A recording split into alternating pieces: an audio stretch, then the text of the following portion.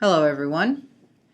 In this mini lecture we're going to discuss ionic, covalent, and polar bonding,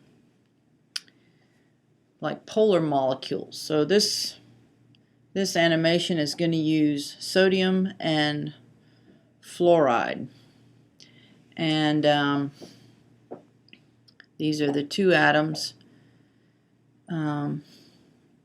that can show ionic, non-polar covalent, and polar covalent bonding. We're also using hydrogen here to show polar covalent bonding. Another example for polar covalent bonding would be the water molecule with two hydrogens and one oxygen. So as this animation proceeds, hopefully you'll gain information on how these three types of bonds occur and the differences between them. So let's begin.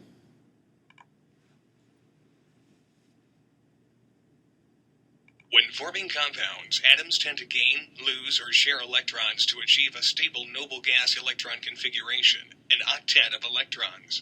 In ionic bonding, an octet is formed by transferring one or more valence electrons from one atom to another. In covalent bonding, an octet is formed by sharing valence electrons between atoms.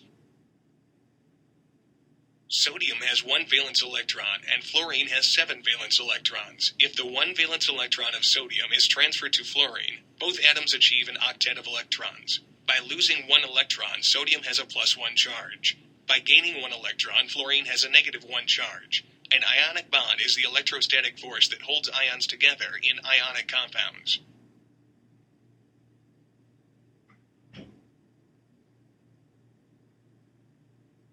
Both fluorine atoms have 7 valence electrons. If one electron from each fluorine atom is shared with the other atom, then both fluorine atoms achieve an octet of electrons. This type of bond is called a nonpolar covalent bond. The sharing of electrons between atoms is exactly equal, and the electron density is symmetrical. The distribution varies according to the colors of the rainbow. The most electron-rich region is shown in red, in this case the region between the two nuclei, and the most electron-poor region is blue. Hydrogen has 1 valence electron and fluorine has 7 valence electrons. If the 1 valence electron of hydrogen is shared with 7 valence electrons in fluorine, fluorine achieves an octet of electrons. Note that hydrogen has only 2 electrons, which is the electron configuration of helium.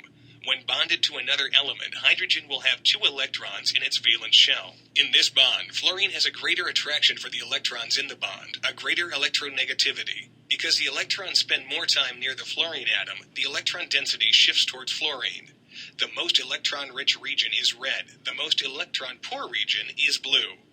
The result is a greater electron density near fluorine, a partial negative charge, and a correspondingly lower electron density near hydrogen, a partial positive charge. This type of bond, where bonding electrons are unequally shared, is called a polar covalent bond. A polar covalent bond can be thought of as an intermediate between a nonpolar covalent bond and an ionic bond. Alright, so hopefully you've gained some understanding with these regions they're talking about, regions of electronegativity and electron density, regions in red, okay?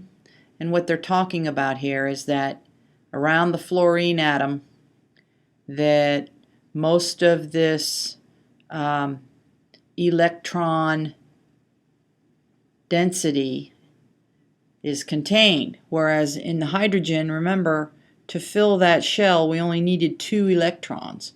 So every once in a while those 2 electrons zip out here, but then they go back over here and are in with all these other electrons with that fluorine ion. Okay, so